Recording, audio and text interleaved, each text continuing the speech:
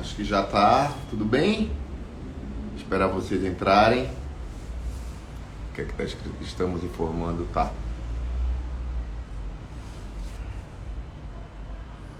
Tem gente entrando. Eba, vou falar de repertório, né? Tá na hora. Tem prova ainda, né? Prova pesada agora, né, gente? As segundas fases.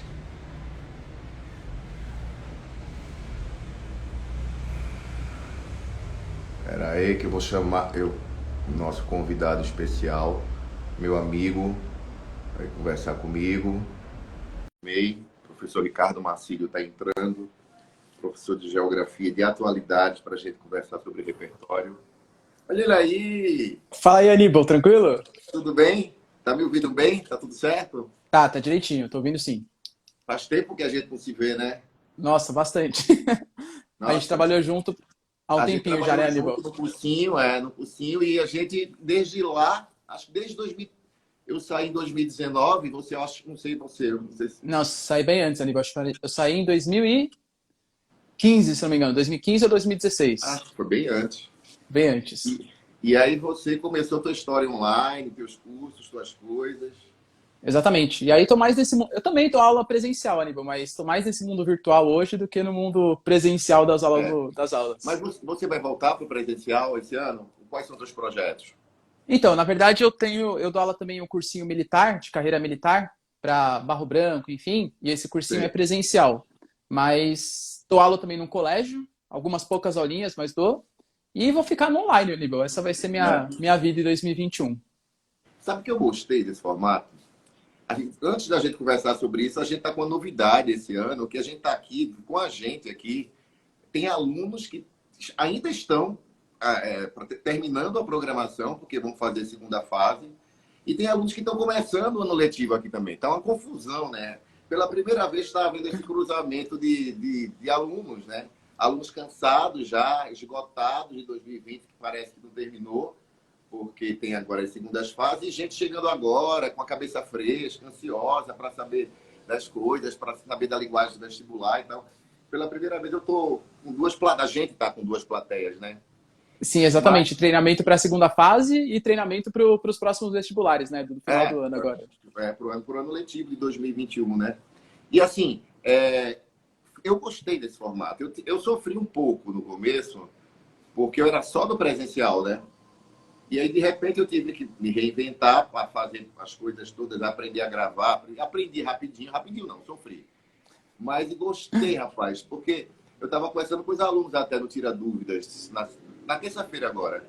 Quando a gente estava no presencial, a gente terminava a aula, tirava uma dúvida ali, umas dúvidas na porta da sala de aula, 5, 10 minutos estourando, porque a gente teria outra aula, né, para entrar, outra turma esperando, e a gente ia embora e os plantonistas ficavam lá à tarde para tirar as dúvidas dos alunos. Agora não, o contato com o aluno é muito maior. Os alunos têm nosso WhatsApp, né? Os Exatamente. tira dúvidas na câmera, assim, não, a gente não dá aula e vai embora porque tem a gente que tira dúvida. Assim, eu acho que eu não esperava essa aproximação. Eu esperava que a relação fosse fria por ser online, que eu sou do presencial, eu sou do toque, eu sou do abraço e tal, você já me conhece. Mas rolou bem e prefiro aulas ao vivo. Tenho dúvidas de que as aulas ao vivo elas estão mais legais. Mas aprendi a gravar também com emoção, olhando para uma luzinha vermelha e fazendo de conta que estou feliz, fingindo orgasmo. A gente vai se acostumando e se quando a gente pensa que tem alguém que vai ver essa aula depois e vai usar essa aula para melhorar o texto e aí a empolgação vem, a gente aprende, né? E fica também. Dá essa impressão no começo realmente, né, que é mais frio, Aníbal. Mas depende da relação que você estabelece, fica até mais personalizado para o aluno, porque que nem você falou, ele Total. pega seu WhatsApp, aí você sabe exatamente qual que é o anseio dele, a dúvida que ele tem. Então depende E, muito como estabelece, né, essa relação virtual. e às vezes a gente está nervoso, sobrecarregado. Não posso agora, estou nervoso e sobrecarregado. Desculpa, prof, desculpa, mais tarde eu te respondo. Até essa intimidade do mau humor, assim, do cansaço da vida, aconteceu no online muito mais do presencial. No presencial a gente segurava um pouco a impaciência. Respirava, porque, né? E no online ficou mais até, houve até uma relação de verdade maior. É Mas verdade. sabe o que eu queria conversar? Antes da gente falar de repertório mesmo, eu queria que alguns alunos que estão aqui ouvindo a gente, né?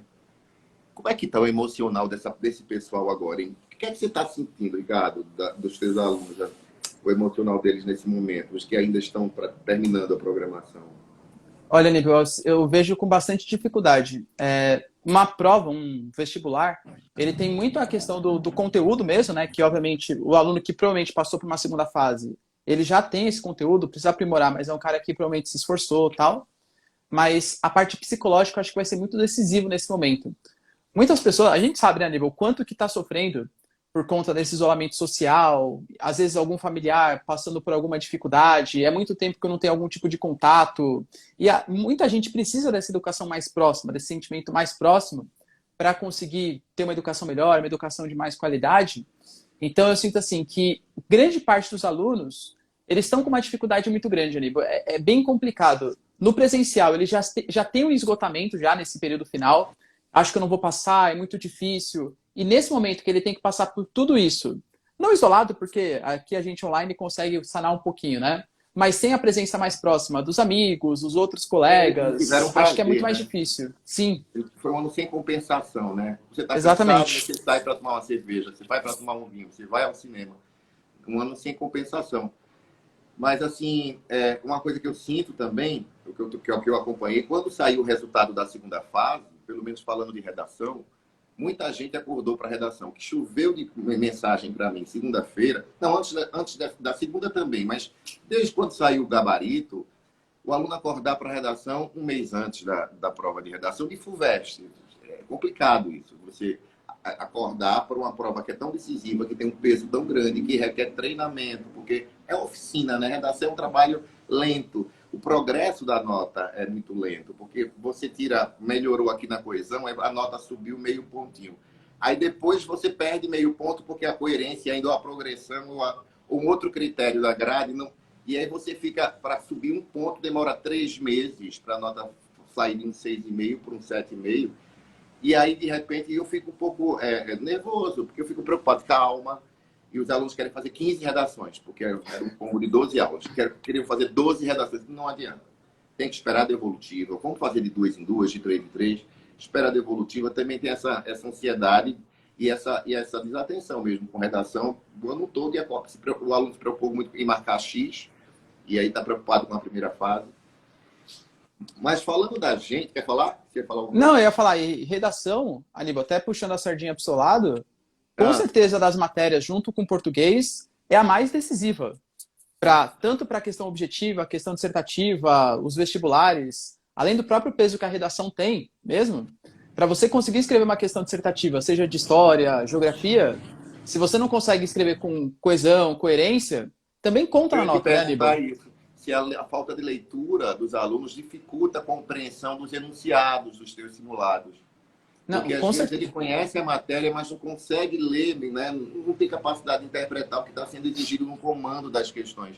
Eu ia perguntar se era um problema, se era uma questão da tua matéria também. Não, com certeza. É, geografia, por exemplo, muito, não, interpretação é parte assim. Se eu tivesse que chutar uma porcentagem de quanto que é a interpretação, pelo menos de 30 a 40% é pura interpretação. Interpretação do que existe ali no texto que está escrito, ou de um gráfico, ou de alguma coisa que está relacionada ao texto. Então, a parte de português ela é super importante, Aníbal. Que é o que a gente chama na aula da gente, no setor de entendimento do texto, de apreensão. Questões de apreensão, existem questões de apreensão em história, geografia, às vezes biologia, linguagens, que são questões cujas respostas estão escritas dentro dos textos, na superfície dos textos.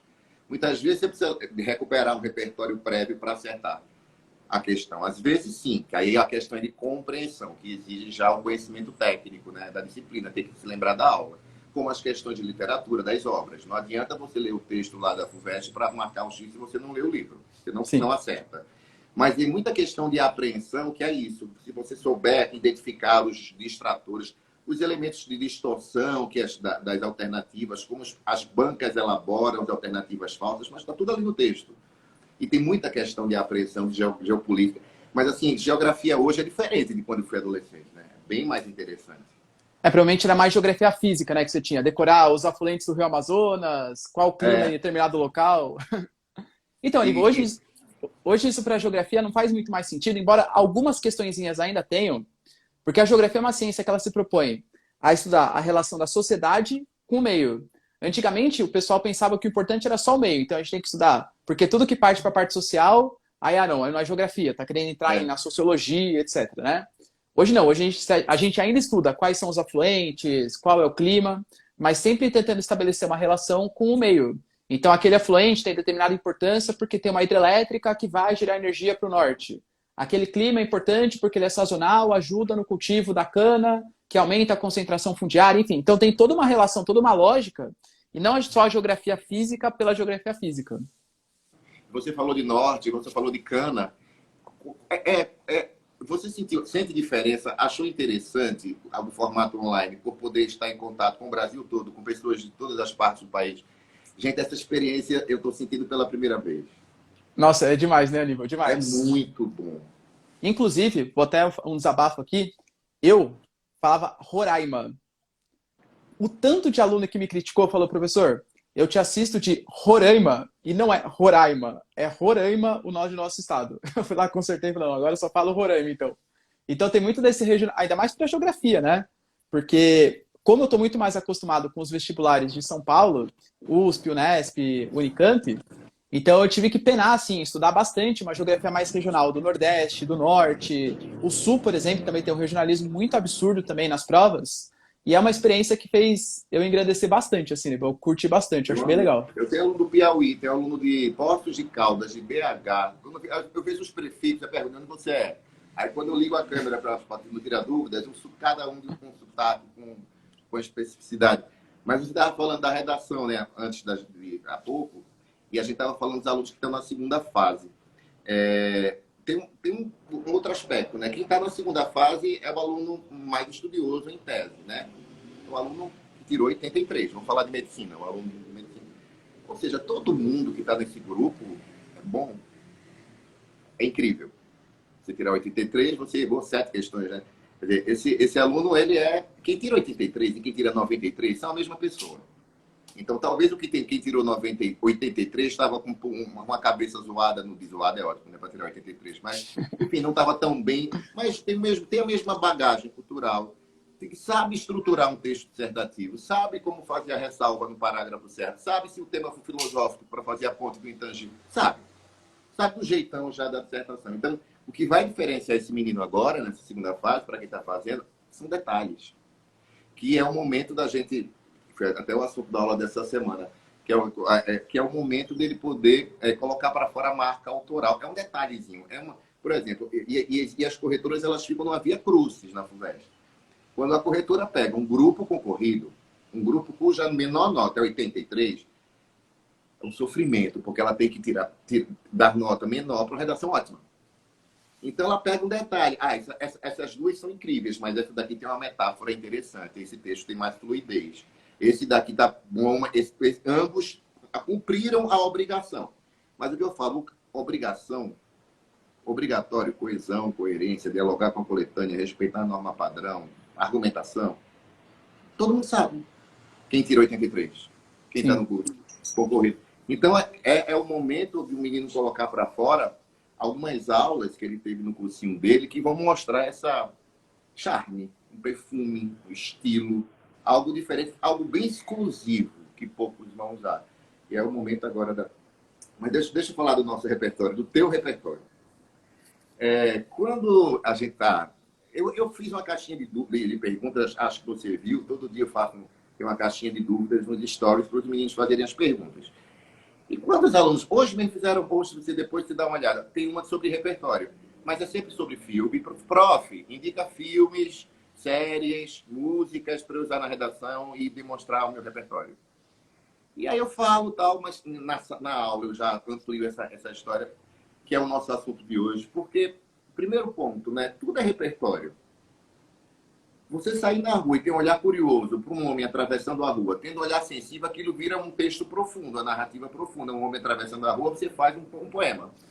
Né? Então, tudo é repertório. É curioso, tá atento ao mundo, não é alheio, você está ampliando o repertório. Então o aluno fica muito restrito, com a visão restrita de que repertório tem que ser série, filme, música, um filósofo. E poucos me perguntam, poucos pedem indicação sobre o argumento de geopolítica. Gente, isso é repertório. Tantos temas que nós fizemos ao longo do ano, e vou falar para você daqui a pouco alguns, que exigiam um repertório de geopolítica e de história, e eles apelaram. Tudo bem, combinou falar de série, de documentário sobre o nazismo, funcionou. Mas era fundamental a apropriação de um repertório de geopolítica para falar, ou de história para falar de neonazismo e de neofascismo no Brasil e no mundo, por exemplo, dentre outros temas que eu vou te falar já já. Então, assim, e tem uma aula minha de redação, que é aula que o título é Travei, o que é que eu faço? E aí eu ensino 10 perguntas para o menino fazer a si mesmo, para ver se ele coloca um repertório para fora. Porque ninguém sabe tudo sobre um assunto, né? Eu sei tudo. E ninguém sabe nada sobre o assunto. A gente sempre sabe alguma coisa. Essa história de travar é muito mais emocional, é muito mais, né, do que incapacidade intelectual. E aí há 10 perguntas. Tem as famosas causas e consequências. Por que isso acontece? Qual é o efeito disso? Aí isso todo mundo conhece. Mas quem ganha e quem perde com isso? Alguém se beneficia com o neonazismo, por exemplo, o neofascismo? Não é pró e contra, né? Quem ganha e quem perde. Tem sempre alguém se beneficiando com a nossa dor. Violência urbana, tem alguém ganhando. Quem vem de câmera, sistema de segurança privado, crime organizado, todo mundo ganha com a dor. Quem ganha e quem perde, causa e consequência. Aí tem um momento que compara com o século XX, faz uma comparação, e aí entra o repertório de história, mas eu não uso a palavra alusão histórica, porque senão ele vai dar. Na Revolução Francesa, aí vem aqueles clichês. Na ditadura militar, aí compara com o século XX, como é que isso acontecia no século XX? O cenário era diferente antes da internet. Outra técnica, ataques extremos, ataque maniqueísmo, e uma outra é como isso acontece com outro país. Se eu usar na aula, usa geopolítica, eles não usam. Faz uma alusão histórica, eles não fazem. Mas se eu disser assim, tá, a gente está falando de Brasil, Enem normalmente é alguma desgraça do Brasil. Tá, no Brasil tá assim, como é no outro país, que também tem problemas sociais como o Chile, mas na educação, tá no show, educação fundamental. E aí, eu digo, o que é que eu faço? Essa comparação, a explicação da comparação, que é uma analogia, mas eu falar analogia de geopolítica, trava. Essa comparação já é uma demonstração de repertório. Então, eu sempre digo, travei, professor, o tema é sobre o Brasil, compara com outro país para ver se sai alguma coisa. E aí você vai pegar um país que é referência. Normalmente, quando a gente está falando do Brasil, é um problema, quer dizer, uma realidade hostil do Brasil, que não tem vacina, e um país que está dando exemplo. Já virou um repertório de geopolítica e o cara não sei, parece que existe um preconceito contra o conhecimento formal da escola. Não sei, para usar na redação, sabe? Eles acham que isso não vai soar original se eles falarem de história ou de geopolítica, eles preferem falar. E aí acontece, às vezes, o contrário. Eu sugeri uma proposta de redação sobre iniciação sexual do jovem, falando do projeto da Damares, que sugere abstinência, né? Que é o popularmente chamado de cinto de castidade e tal. E todo mundo, a turma toda, abriu a redação assim. Na série britânica Sex Education, gente, já não é mais repertório, assim, já não é mais marca autoral, virou massa, já virou exemplo de massa. Então, aquilo que poderia ter sido exclusivo, né, que poderia uma informação, uma referência mais específica que poucos iam usar, ou no próprio Enem do ano retrasado, todo mundo Black Mirror, Black Mirror, Black Mirror, ou no Enem desse ano, muita gente falou do Coringa, que no Enem funciona isso, tá? No Enem funciona esse repertório mais engessado. Já falaram do Coringa e falaram também de... Enfim. E aí eu queria muito que você falasse sobre a importância da tua matéria para a minha matéria. Porque é um dos tipos de comentários que eu uso na minha aula de argumentação. Uma das 10 perguntas, uma delas é compara com outro país. Bom, então, Aníbal, obviamente, nas técnicas de redação você tem muito mais propriedade para falar do que eu, mas imagino que eu sou professor de geografia, geopolítica e atualidades também, né? Penso eu que um setor de atualidades, uma aula de atualidades, de geopolítica, de comparação, ela não serve só, que nem você mesmo falou, para uma prova de geografia ou para uma prova de história, mas também para uma prova de redação. Justamente porque quanto maior for o seu arcabouço de conhecimento, a sua quantidade de conhecimento, mais você vai conseguir estabelecer análises. Eu fiquei pensando aqui por cima, de novo, né? Não sou referência em redação, precisava treinar muito ainda para isso. Mas, por exemplo, falar sobre a questão da castidade. Então, essa questão da moralização do sexo feminino, colocar uma espécie de moral, enfim. Me remete muito, por exemplo, a algumas sociedades do Oriente Médio, alguns países do Oriente Médio, que tem essa coisa, né? Esse poder que a sociedade tem em cima do sexo das mulheres, em cima de como as mulheres vão se comportar. E se o aluno tivesse uma referência de como é o comportamento no Irã, na Arábia Saudita, Marrocos, enfim, alguns países que são um pouco mais fechados nesse sentido, talvez poderia fazer uma comparação interessante, né? Ser um argumento diferente, ser um repertório diferente para a redação. Então, geopolítica, essencial. E atualidades, também depende muito do tema que você for tomar como referência. Acho que dá para ter uma importância legal, né? Por exemplo, provavelmente um dos temas que você deve tratar no seu curso é sobre a questão indígena. Por exemplo, falar sobre a questão indígena. Então. Tá na aula música e redação, a questão indígena. E eu fiz uma coletânea ruim. Eu fiz uma coletânea ruim de propósito. A coletânea, delimitem essa coletânea. Uma coletânea, o tema era a questão indígena. Tá muito amplo isso. Eu poderia ter tratado da delimitação sei lá, demarcação de terras, mas a questão indígena, caralho, a questão foi de propósito, eu lembro dessa aula. Né? E tem uma que eu queria que você conversasse depois de você terminar aí, foi sobre o idoso. Depois eu te conto o que tinha na minha coletânea, que era um pouco mais sentimental, e seria interessante um repertório de um especialista de geopolítica, de geografia, de atualidades para falar sobre o idoso. Mas fala aí da questão indígena, Pedro, para continuar. Não, então, aí se o aluno, por exemplo, ele tivesse uma referência dos acontecimentos que tiveram no Brasil, por exemplo, nesses últimos anos, então a gente tem, por exemplo, secretário ali, responsável pela demarcação de terra indígena, falando que o índio é o principal latifundiário do Brasil. A tentativa, por exemplo, de tirar a demarcação de terras indígenas do Ministério do Ambiente e colocar, por exemplo, no Ministério da Agricultura. Então, todos esses pontos, acredito eu, Aníbal, que podem servir como repertório gigantesco para a sua redação e te confirmar, né? Mais autoridade. Que talvez o corretor nem saiba disso. O corretor vai aprender com a redação. Acontece muito isso. É humano isso. O cara não é especialista nesse assunto. E aí, imagina o prestígio, a imagem do aluno quando usa um repertório de um específico que até o corretor duvide, talvez o corretor consulte, se ele tiver sábio. Deixa eu consultar aqui no Google para ver se né, e atesta a informação maravilhoso. Mas na redação do idoso, a coletânea estava muito emotiva, né? Ela falava que o idoso tem direito à vida sexual e existe preconceito contra os idosos que têm vida sexual e as pessoas matam os idosos antes deles morrerem. Netos não conversam com seus avós, ou seja, já uma relação que já está sendo negada. Então, estava nesse sentido. E eu senti falta dessa coletânea, foi de um vestibular, não lembro qual foi a banca. Eu senti falta de reforma da Previdência, do idoso no mercado de trabalho. Ele está voltando para o mercado, porque muitos idosos, eu acho, né, que ainda sustentam a família. Muitos homens acima de 60 e mulheres de 60 anos ainda são o dinheiro ainda é deles, do sustento do lar. Então, senti falta dessas informações mais sociais, sabe? Então, questão dos idosos, tem a parte sentimental, acredito que fica mais com a parte poética aí que você falou mesmo, né, Aníbal? Mas na parte econômica, inclusive participação no mercado de trabalho, tem tudo a ver com geografia e atualidades. Aí não sei se era um tema exclusivamente de idosos no Brasil ou idosos em geral. No Brasil.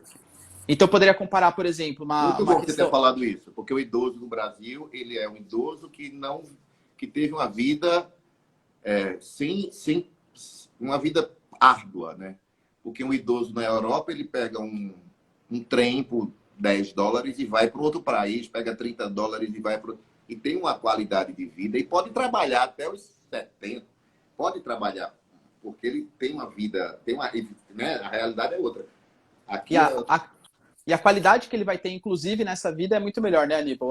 As cidades europeias, estou pensando nas mais desenvolvidas, por exemplo, além de ter um respeito maior com a cultura do idoso, com a sociedade do idoso, são cidades que são mais acolhedoras para os idosos do que as cidades brasileiras. Acolhedoras no sentido que tem mais opções de lazer, mais opções de cultura, mais opções de trabalho, mais opções, por exemplo, até mesmo de acessibilidade. Você pega a questão das calçadas que existem aqui no Brasil. Não existe transporte pedestre viável para idoso aqui no Brasil, por exemplo, né? E acho que a gente poderia também, eu acho que muitos podem trabalhar, né, se querem trabalhar, mas eu acho que deveria haver uma mudança, uma flexibilização da legislação, né, trabalhista, né? Porque essa história de 8 horas por dia, você tem que bater ponto na empresa, essa visão arcaica é muito no começo do século XX, quando não tinha trânsito, ninguém fica mais 8 horas. Só para chegar ao trabalho, o cara pega 3 ônibus.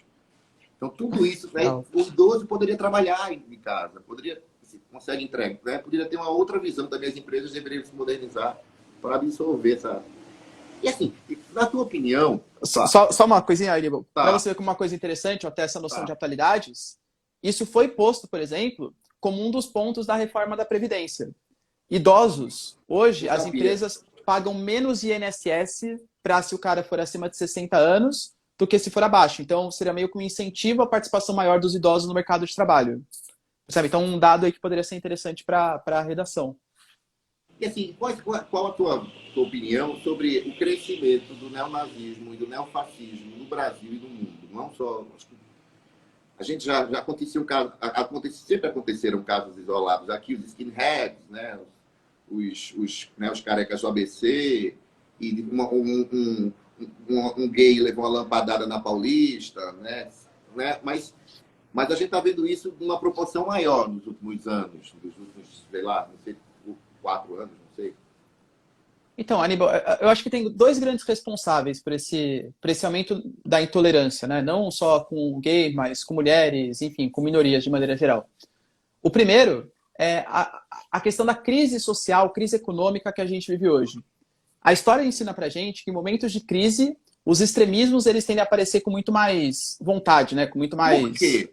Porque a gente quer culpar quem é diferente da gente, não tem dinheiro para todo mundo, crise do capitalismo, a culpa não é do meu amigo hétero, branco, é do viado. É isso mesmo, Aníbal.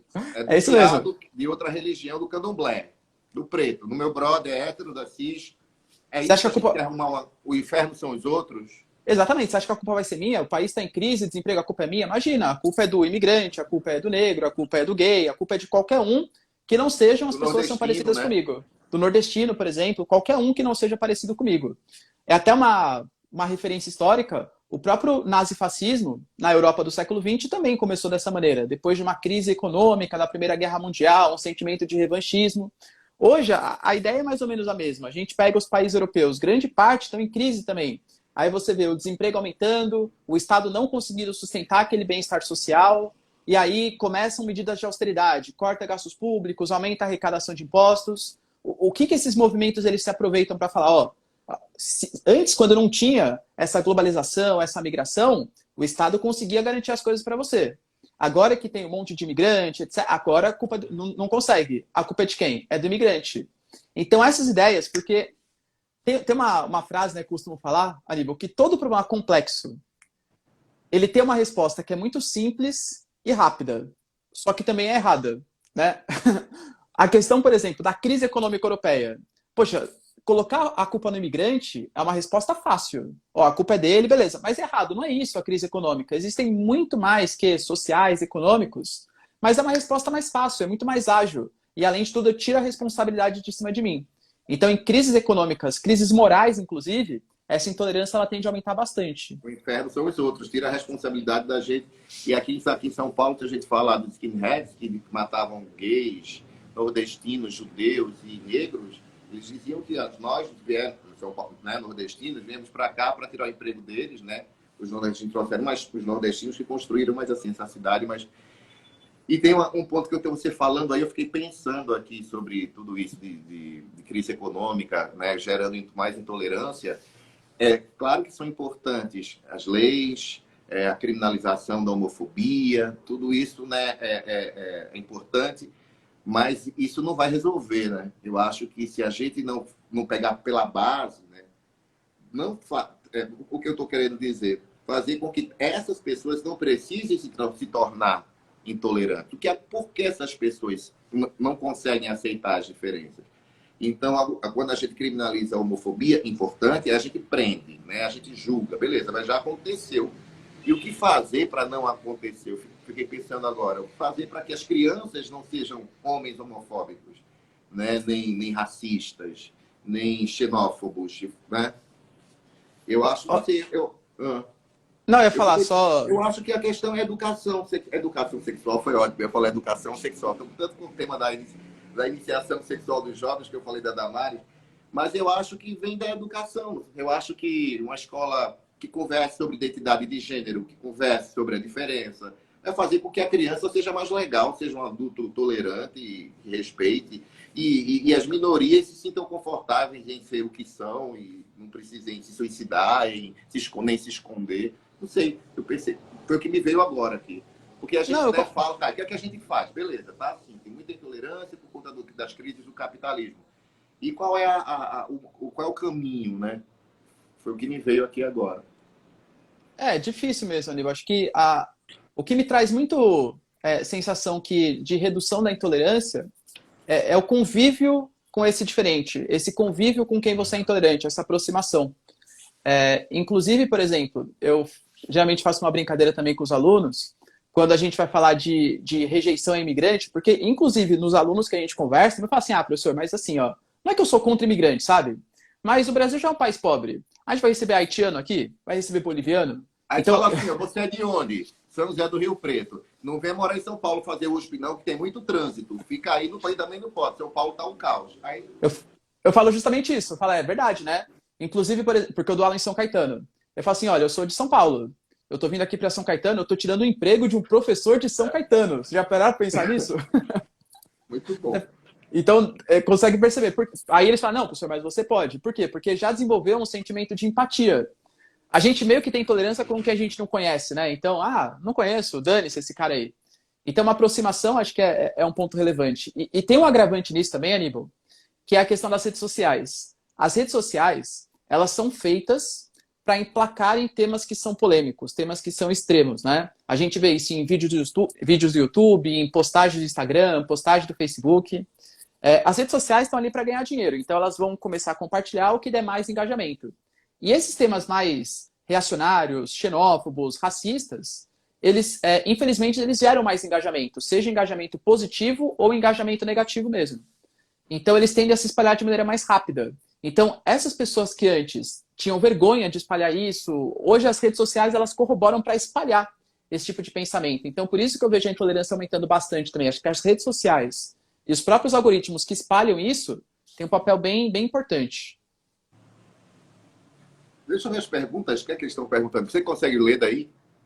Eu vi alguém e falei, oi, Ricardo, te amo. Timoni e Maria. Ricardo, te amo. Rebeca entrou. Deixa eu ver algumas perguntas. É até contraditório na Europa, em que há crises. Peraí. Eu não consigo enxergar. Você está sem óculos, né? Eu também não enxergo, não. Eu estou vendo você com um olho de míope aí. E me conta, e a tua plataforma? Então, Aníbal, olha, eu tenho um monte de aluno no YouTube já, e vários alunos começaram, não, professor, posta ali exercício, faz aí umas lives aí com a gente.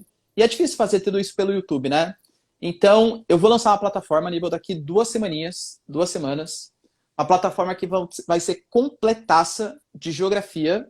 Já tem todas as aulas gravadas. E ali você vai ter lista de exercícios bem completa sobre cada uma das aulas.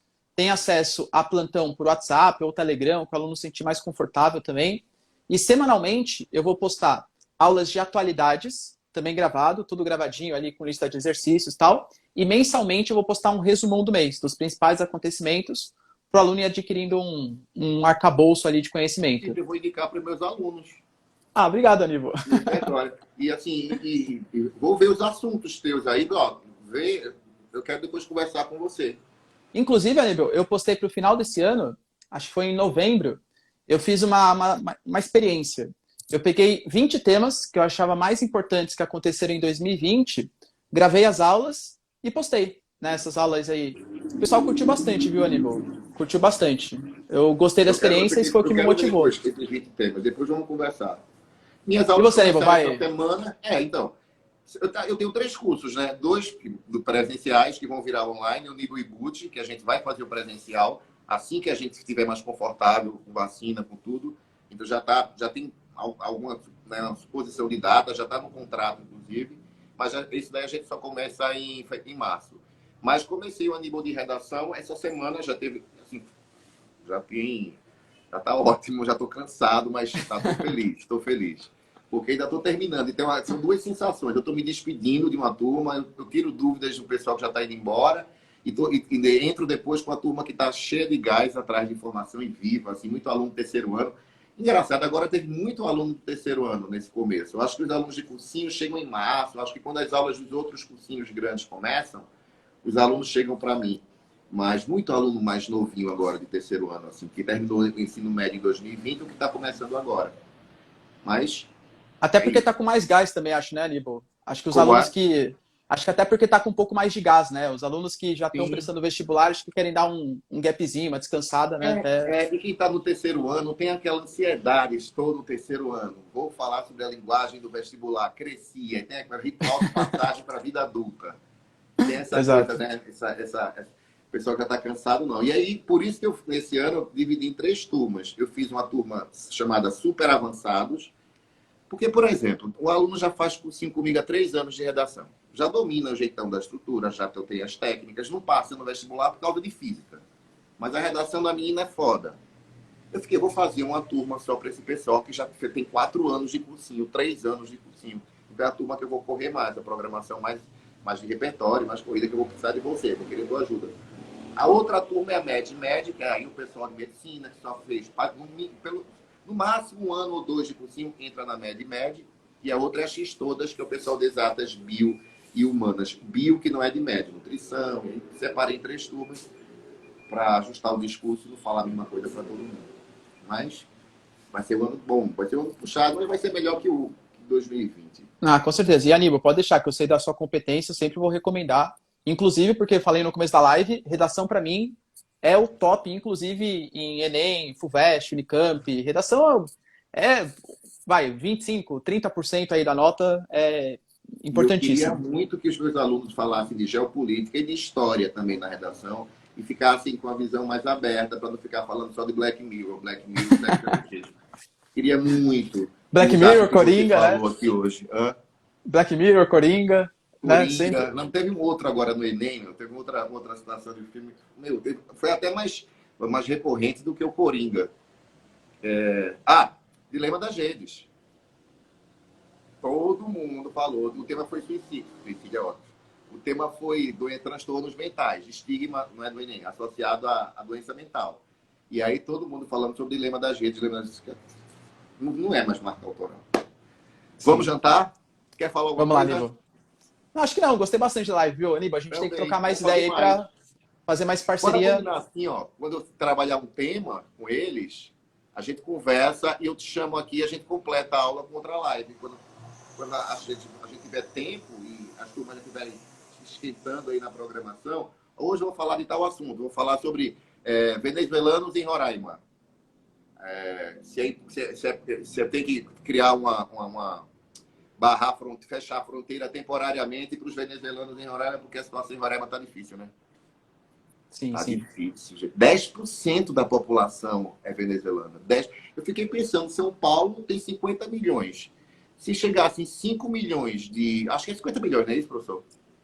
No estado tem 42, no estado. Ué, 42. Se chegassem 4 milhões de venezuelanos aqui, São Paulo, que é a cidade mais organizada. A gente está falando de Roraima, né, que tem o menor PIB do Brasil, né? Imagina lá que é mais difícil receber 10% da população, mas Então, não dá para fechar a fronteira, né? mas aí a falha está na questão federal brasileira, que não faz programa de distribuição dessas pessoas, né, Aníbal? Deixa tudo a cargo da prefeitura, governo local e dane-se. O Brasil é signatário de um acordo da Acnur, que é obrigado a receber esses refugiados, dar condição de trabalho, moradia, etc., para esses refugiados. Então é o Brasil que não está fazendo valer a Constituição. E que a Né? Dilma deixou isso muito. Fortaleceu isso. Acho que foi com a Dilma que ela fez um. Foi com a Dilma, né? Foi sim. Bom, vamos jantar, quero te ver de novo. Adorei, adorei, adorei. Fechou, Aníbal. Beijo, beijo, beijo, beijo, Tchau, Aníbal. gente. Tchau, gente. Beijo. Até. Tchau, tchau.